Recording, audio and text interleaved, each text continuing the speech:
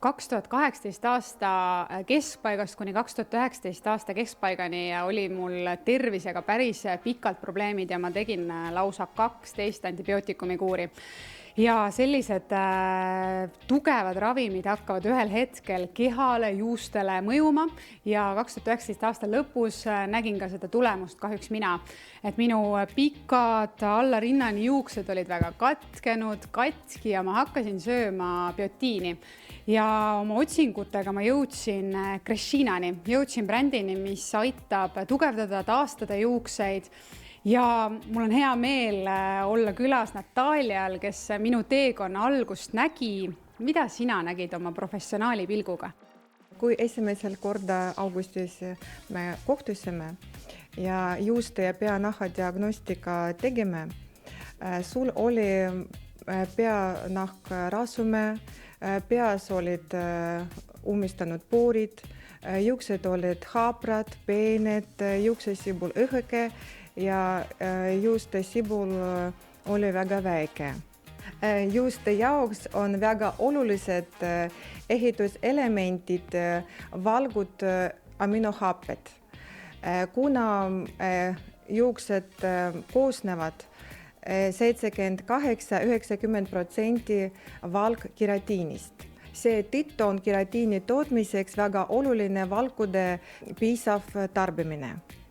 Seda enam, et sa ei söö liha ja taimsest valkude tarbimisest kahjuks ei piisa.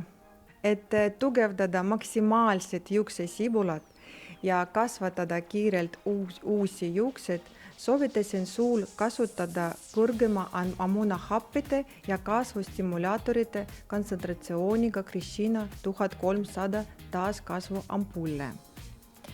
Need ampulled sisaldavad rikkalikult juuste jaoks vajalike aminohappide komplekse, muudavad juuksesibula tegevamaks ja nii saadavad kasvatada ka tugevamad ja tervemad juuksed.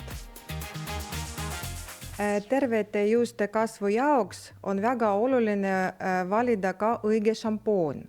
Valisin sinu jaoks Crescina 1300 kontsentratsiooniga šampooni, mis puhastab tõhusalt peanahka ja sisaldab ampullide toimetained. Lisaks soovitasin kasutada Labo Specific Seborrhea šampooni, mis reguleerib rasu eritust. On mõeldud just rasustele juustele ja sisaldab hyaluroonhapped, et toida ka juuksed. Muutused on väga ilusad, peanahk on puhastatud, rasunäärmete töö on normaliseerinud ja nüüd ei pea pead iga päev pesema.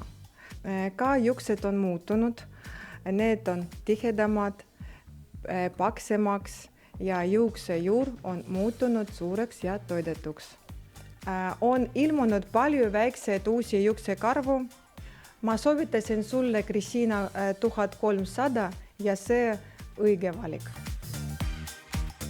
Kuna tulemused tõesti minu juuste puhul on olnud väga head, et juuksed on niivõrd palju tihedamad, tervemad, siis ma kavatsen seda kuuri jätkata ja kui nüüd mõni meie saate vaataja tundis ka, et tal on sarnased probleemid, mis minul olid, siis kust nad neid Crescina ampulle leiavad? Trade House, suuremad Beno ja Euro apteegides, Decus Kliinika, Loverte, Apotheka Beauty, Hairlife. Kui keegi teist tundis ka ära, et tal on sarnaseid juukseprobleeme olnud, mis minul, siis ma loodan, et te leiate samuti abi ja ehk saab Crescina teid aidata.